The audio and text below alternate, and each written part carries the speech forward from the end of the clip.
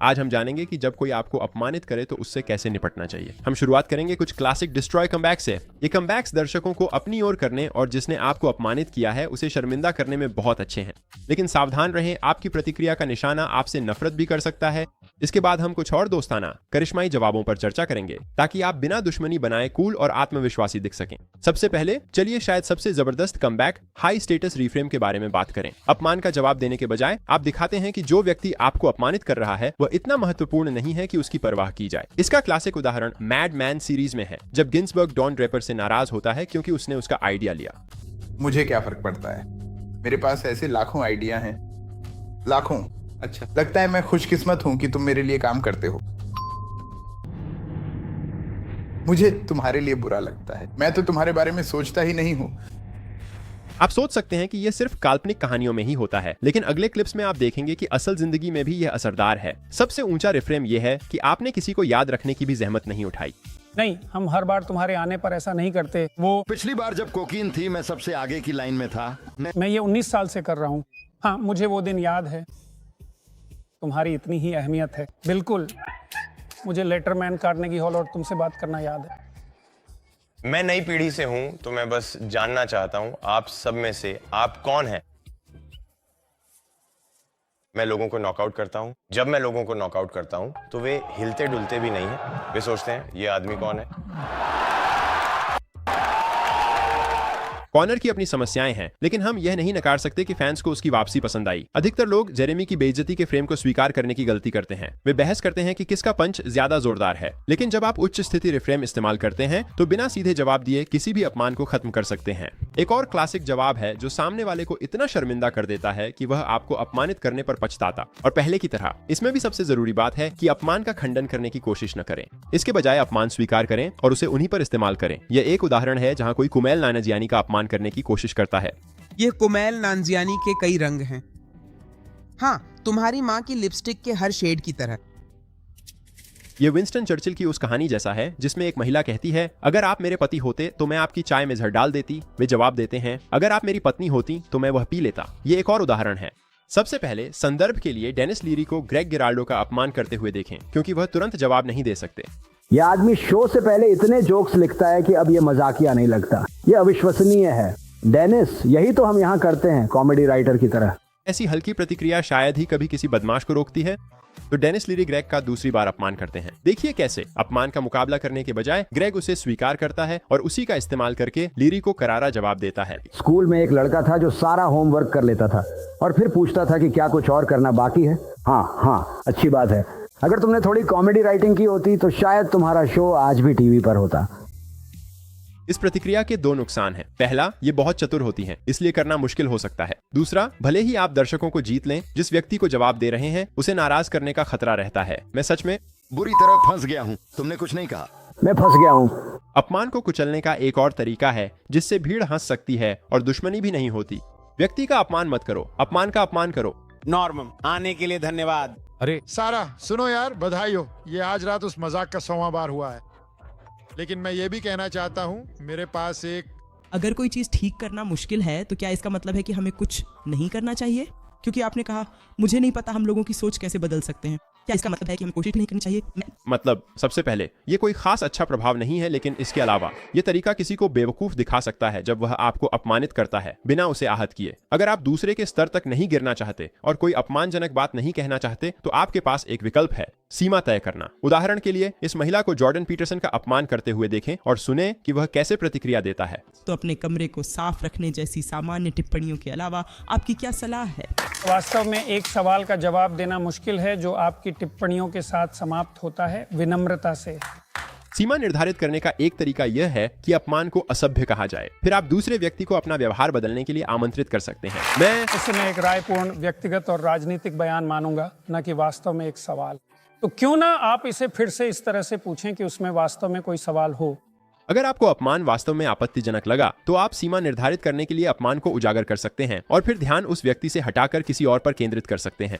ये बदमाशों को बहुत गुस्सा दिलाता है क्योंकि उनका व्यवहार अक्सर ध्यान आकर्षित करने की इच्छा से प्रेरित होता है। क्या आप अभी भी हॉलीवुड में वही मोटे आदमी हैं? या फिर सब लोग आपको देखकर सोचते हैं, वाह ये तो कमाल है, अब आप स्वस्थ हैं?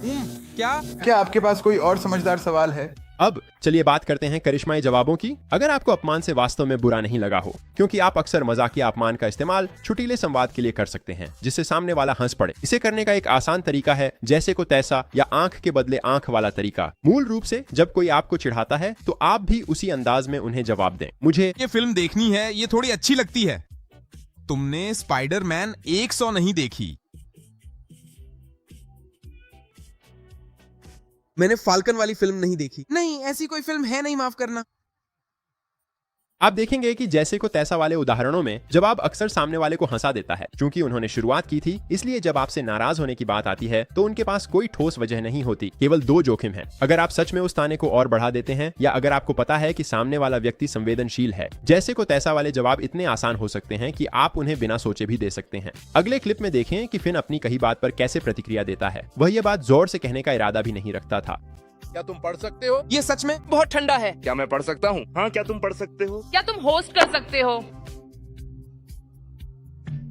आमतौर पर जैसे को तैसा वाली विधि किसी ताने को मजेदार बातचीत में बदलने का अच्छा तरीका है। इसी ढांचे के भीतर एक अच्छा नियम है, खासकर तब के लिए जब कोई आपकी शक्ल सूरत पर ताना मारने की कोशिश करे। जब आप किसी को हंसाना चाहें तो कोशिश करें कि उसके दिमाग में कोई अजीब सी छवि ला दें। अगले क्लिप में चक के ताने की तुलना केविन के ताने से करें। तुम्हारा शरीर इतना अच्छा नहीं है कि तुम बिना शर्ट के यूं ही घूम सको। सबसे पहले अगर हम जब शरीरों के बारे में बात करें तो मैं चाहता हूं कि तुम ये बात शुरू मत करना, ठीक है? अगर तुम यहाँ नहीं गए तो ऐसे लगोगे जैसे बीन्स के बैग पर कोई बैठ गया हो। तुम्हारा शरीर इतना अच्छा नहीं है, ये उतना मजेदार नहीं जितना कहना कि तुम उस बीन्स बैग जैसे दिखते हो जिस पर कोई बैठ गया हो। तुम सोच सकते हो कि केविन तेज दिमाग वाला है जो तुरंत जवाब देता है, लेकिन असल में यह भ्रम है। वो ऐसा इसलिए कर पाता है क्योंकि उसके पास कुछ खास ताने हैं जिन्हें वह बार बार इस्तेमाल करता है। क्या हम यहाँ हैं? क्या तुम वाकई में कुछ कसरत करने वाले हो? सुनो, ये ऐसे नहीं मिलता। तुम इसे महसूस करना चाहते हो? नहीं, ये तो पतले बीन्स बैग जैसा दिखता है। मेरा शरीर मजबूत बनना चाहता है, लेकिन मैं अपने फैंस को डराना नहीं चाहता। तुम्हारा शरीर डच महिला जैसा है। केनी का शरीर डच महिला जैसा है। अब हर ताने का जवाब ताने से देना जरूरी नहीं है। कई बार सबसे करिश्माई चीज ये होती है कि आप दिखाएं कि आप पर कोई असर नहीं हुआ।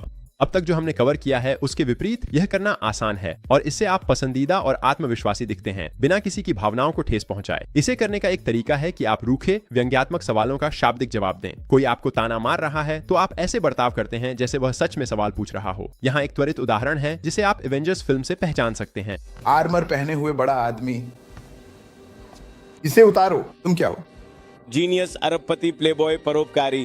ये सिर्फ काल्पनिक कहानियों में नहीं होता। अगली क्लिप में नॉर्म मैकडोनाल्ड को सुने। ध्यान दें कि वह सबको हंसाने में सक्षम हैं और साक्षात्कारकर्ता के प्रति अशिष्ट हुए बिना खुद को अच्छा दिखाते हैं जिसने उनका अपमान किया। आपने माना है कि आप आलसी हैं। लगता है आपने 6 किताबें पढ़ी हैं। मैंने 6 पढ़े हैं। 6। आपको क्या लगता है किस तरह की महिला आपकी ओर आकर्षित होगी? खैर, मेरे पास बहुत पैसा है। अपमान से अप्रभावित दिखने का एक और आसान तरीका, अगर आप इसे सच में कर सकते हैं तो बस उस अपमान पर हंस देना है। यह दिखाता है कि उनकी कही बात से आपका आत्मविश्वास बिल्कुल भी नहीं डगमगाया है। तुम नॉर्डस्ट्रॉम रैक के किसी मैकेनिक जैसे लगते हो दोस्त। यही तो साला दिक्कत है दोस्त। तुम सोचते हो यार, मुझे नहीं पता था कि नॉर्डस्ट्रॉम रैक टायर भी बनाता है, समझे? हमारे सेक्स सीन के दौरान मुझे तुम्हारा लिंग मेरी में रगड़ता हुआ महसूस हुआ। क्रिस इवांस एक बेहतरीन अभिनेता हैं, लेकिन वह कैप्टन अमेरिका का किरदार ऐसे निभाते हैं जैसे वह कोई बड़ा बेवकूफ आदमी हो।